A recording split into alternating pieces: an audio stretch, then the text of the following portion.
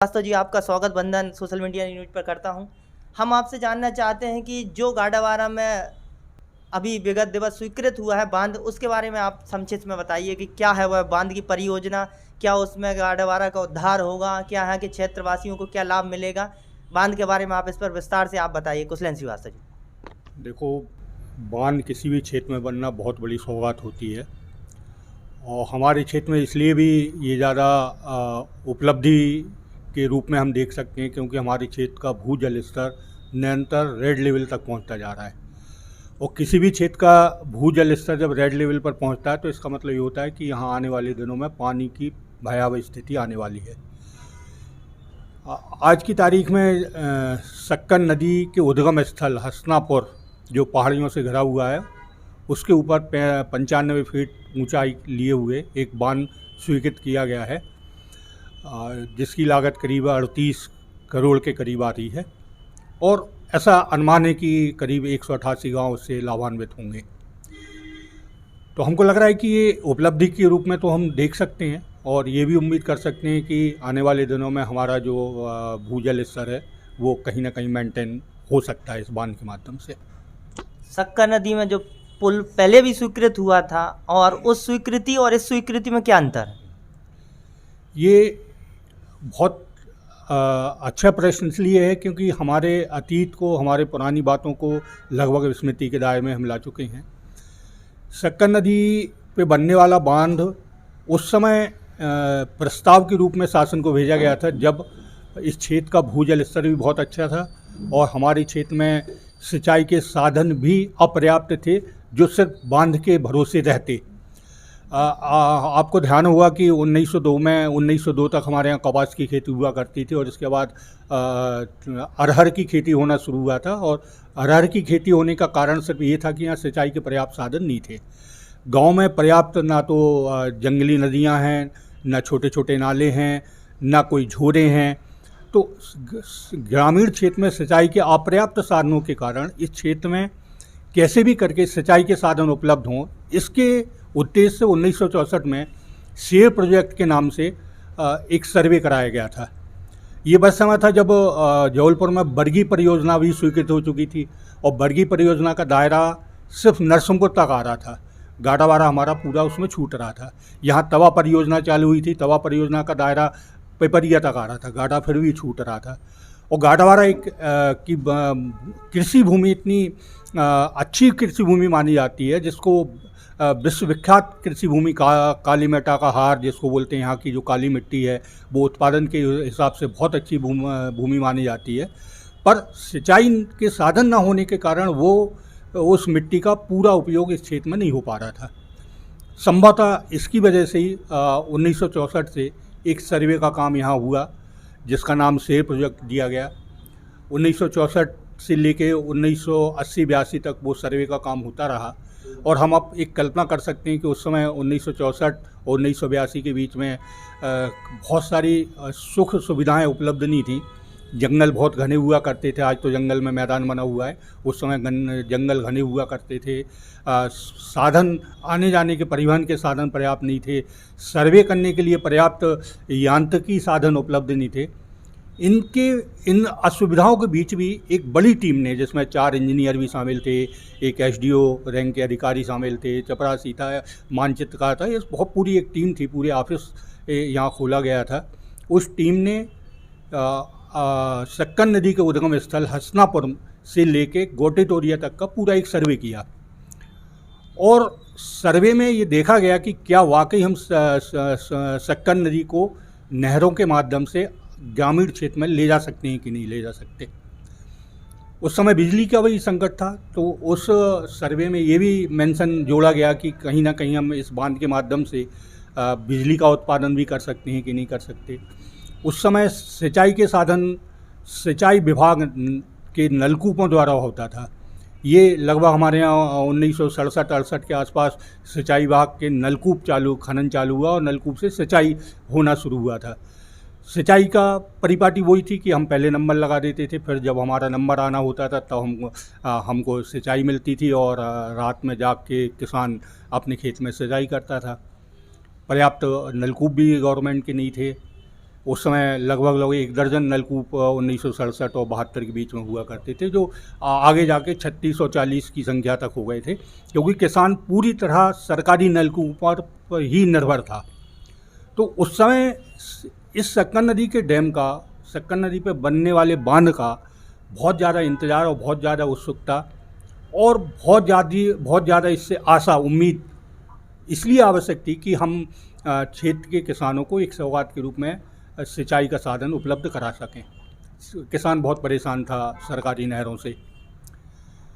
1982 में जब ये हमने सर्वे रिपोर्ट देखी है, 1982 के करीब वो सर्वे रिपोर्ट कंप्लीट हुई थी। उसमें सक्कर नदी पे शेर प्रोजेक्ट जो नाम दिया गया था, उस पर सक्कर नदी पे एक 85 फीट ऊंचा बांध बनाने का प्रस्ताव किया गया था। उससे बिजली उत्पादन भी किया जाता और लगभग इतनी बिजली मिलती कि हम नरसिंहपुर ज़िले को उससे रोशन कर सकते थे। ये उस प्रस्ताव में शामिल था। क्या लागत रही होगी उस समय? ऐसा हमको स्मरण में आ रहा है कि 12 और 14 करोड़ के बीच की वो उसकी लागत थी, और वो MP मध्य प्रदेश शासन से स्वीकृत होकर केंद्र शासन के पास स्वीकृति के लिए भेजा गया था। इसके बाद उसका क्या हुआ, ये जानकारी में किसी को नहीं आई है। आज से और विगत जो आप बता रहे 64 से 84-82 के बाद की बात में है, उसमें लागत में क्या फ़र्क आया अभी तक के साथ? देखिए, सिर्फ लागत अकेला नहीं, इसमें बहुत सारी परिस्थितियों में अंतर आया है। एक परिस्थिति तो ये देख लें कि हमारा भूजल स्तर रेड लेवल तक आ गया, जबकि 82 में हमारे भूजल स्तर की स्थिति ये थी कि पानी पृथ्वी के ऊपर से निकलता था, झलकता रहता था। 1 फुट 2 फुट गहराई में खोद लो तो पानी होता था। भूजल स्तर बहुत अच्छा था। सक्कर नदी पानी से लबालब रहती थी, बल्कि उसमें ऐसा माना जाता है कि रामघाट और चढ़ाव घाट में 2-2 3-3 पुरुष पानी हुआ करता था। हमारे पूरे शहर की व्यवस्था सक्कर नदी के पानी से ही संचालित होती थी। तो इतना अच्छा भूजल स्तर था। अब भूजल स्तर क्यों गिरा? वो इसलिए गिरा कि जब हमारे पास सिंचाई के साधन हम शासकीय स्तर पर उपलब्ध नहीं करा पाए किसानों को, तो किसानों ने नलकूप, प्राइवेट नलकूप खोदने शुरू कर दिए, निज नलकूप, जिससे वो अपनी सिंचाई व्यवस्था बेहतर करें। और ये फिर इतनी बड़ी होड़ बन गई, हर एक किसान के पास 4-4 नलकूप खुद गए, 1-1 एकड़ के भूमि में 2-2 नलकूप तक खुद गए। और फिर जब नलकूप खुदा, उसमें पर्याप्त पानी आने लगा, तो पर्याप्त पानी का दुरुपयोग भी हुआ। तो उस दुरुपयोग के कारण धीरे धीरे हमारी सक्कर नदी भी प्रभावित हुई, भूजल भी प्रभावित हुआ, जो झोरे, नाले, झरना वो भी प्रभावित हुए।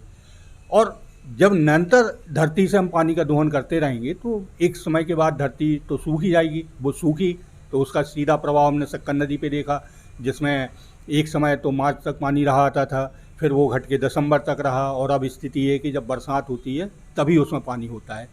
सक्कर नदी के बारे में मान्यता थी कि हर साल नदी में इतनी बाढ़ आती है कि वो वहाँ के शंकर मंदिर का अभिषेक करते हुए और छोटे थाना जो स्थान है वहाँ तक पहुँच जाती है। पर ऐसा होना धीरे धीरे बंद हो गया, क्योंकि भूजल स्तर गिरता गया। शहर में भी नगर पालिका ने पानी के लिए पर्याप्त नलकूप खोदे। यहाँ लगभग 52-53 सरकारी नलकूप भी हैं। ग्रामीण क्षेत्र में तो 400-500 नलकूप, इससे ज़्यादा भी हो सकते हैं, अंदाज ही है ये। तो नलकूपों का खनन और पानी का दोहन, इसने हमारे भूजल स्तर को गिरा दिया। अब हम एक कल्पना करके देखें कि 1982 और 84 में जब भी शेर प्रोजेक्ट शासन के लिए सौंपा गया था और वो शासन से स्वीकृति मिल जाती, और हम ये अनुमान करें कि 1990 तक यदि वो सक्कर नदी पे बांध बन जाता, तो हमारे पास 2 समस्याएं हल होती। एक तो बिजली की समस्या हल होती, क्योंकि उसमें सशर्त था कि बिजली, इस बांध से जो बिजली का उत्पादन होगा उसकी खपत सिर्फ नरसिंहपुर ज़िले में होगी। दूसरा ये था कि उस शेर प्रोजेक्ट के माध्यम से 2 नहरें निकलना थी। एक नहर वहाँ से निकलती जामगांव और बारियाबड़ा से होते हुए वो दुधी नदी में जाके मिलती, तो लगभग इसके आसपास का जितना रकबा है वो सिंचित होता। दूसरी एक नहर निकलती जो आपके सूखा खैरी से होते हुए कामती और आमगांव से होते हुए झिकोली नदी पे नर्मदा नदी में जाके मिलती। तो लगभग 80% हमारा सिंचाई भूमि का रकबा जो है सिंचित हो जाता। और जब वो सिंचित होता तो हमको नलकूप खोदने की ज़रूरत नहीं पड़ती, और जब हम नलकूप नहीं खोदते तो हमारा भूजल स्तर नहीं गिरता। तो 2 किस्म से हम उस समय स्वीकृति न मिलने के कारण 2 किस्म से हम बर्बाद हुए। एक तो भूजल स्तर गिरने से, जिसकी वजह से हमारी नदी सूख गई। दूसरा बिजली की जो समस्या हमने झेली है, और आज भी लगभग झेलते हैं, उससे भी हम उस समय निजात पा जाते। अब ये प्रोजेक्ट उस समय 12 से 14 करोड़ था। आज की तारीख में ये 38 करोड़ के करीब अनुबंध उसका हुआ है। अडानी ग्रुप ने उसका अनुबंध को लिया है। निश्चित रूप से आप अंदाज करें लगभग 3 गुना उसका क्षेत्र भी बढ़ गया है। ये अलग बात है कि अब 95 फीट ऊंचा बांध बनने की स्वीकृति मिली, उस समय 85 फुट थी।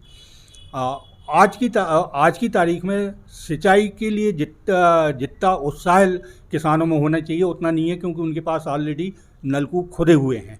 उनको अब ज़्यादा नहरों से और सिंचाई के साधनों से मतलब नहीं, क्योंकि उनके नलकूप भरपूर काम कर रहे हैं।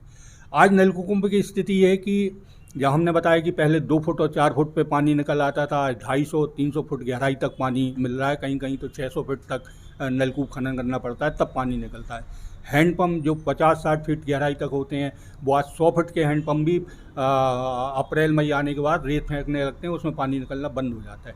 हमारा भूजल स्तर बुरी तरह गिर चुका है, पूरी तरह बर्बाद हो चुका है।